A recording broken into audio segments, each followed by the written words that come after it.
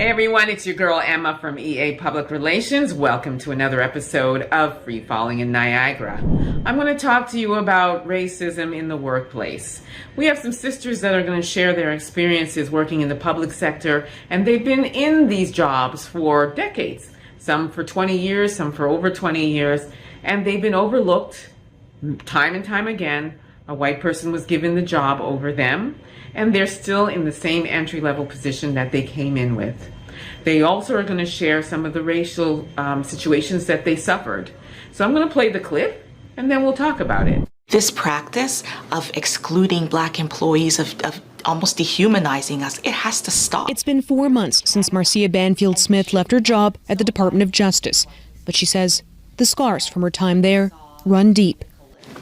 I'm almost afraid to do anything else because I think if I make a mistake, because people make mistakes, it's inevitable. Will I then, or will they say this is why they never took her on at the Department of Justice? Banfield-Smith says she watched as non-Black colleagues rose through the ranks while she was kept at the same job and same pay for 19 years. No, I came in 2002 as a paralegal. I went to school. I became a lawyer. I had all these extra credentials, all this extra experience, and I never once received a promotion. Anytime I tried to bring up anything, I was told, you're too sensitive. I still have to listen to racist jokes at team meetings. I still have to watch individuals who are not Black just leap above me to other opportunities that I should be awarded. It's a familiar story for Michelle Herbert, who still works for Service Canada. She claims anti-Black discrimination has kept her at the same job for 7 years and says she's now on leave because of the toll it's taken on her. The impact is devastating. My self-esteem has been eroded. Having to go into a workplace where I know I'm strategically being excluded from opportunities is debilitating. It's paralyzing. It causes me to doubt myself. It causes me to doubt my capabilities. Both women are now part of a proposed class action lawsuit of Black civil servants, which has more than 1,000 plaintiffs. They filed a motion to have the suit certified. In a statement, the Treasury Board of Canada Secretariat, the employer of the Federal Public Service, said the court has not yet set a timetable for the remaining steps toward a certification motion, including a date. It added, at this stage, it would be premature to comment on how the next steps will unfold. Nobody wants to go to trial. Nobody wants to do any of this. But we can't be treated like this anymore. This is enough. Enough is enough. And because I have the opportunity to come forward, I come forward. At first it was okay, but then it became a living nightmare. That's how Carol Sipp describes the 26 years she worked as a public servant.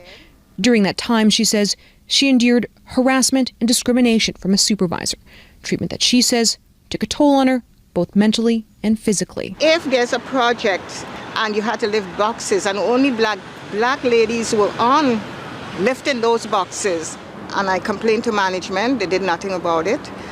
I went to the EAP officer for advice.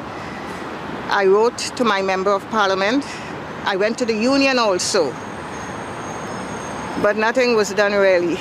Sipp is part of a proposed class action lawsuit against the government, alleging decades of discrimination. It's very important to me because I look at the young children growing up, and I don't want them to go through what I personally went through or the others have gone through. It's not fair. We are all human, whether we Black, white, or whatever color, wherever we come from. So as I said, this is what they've been facing, and to the point now where we are at a point where we're having a class action lawsuit.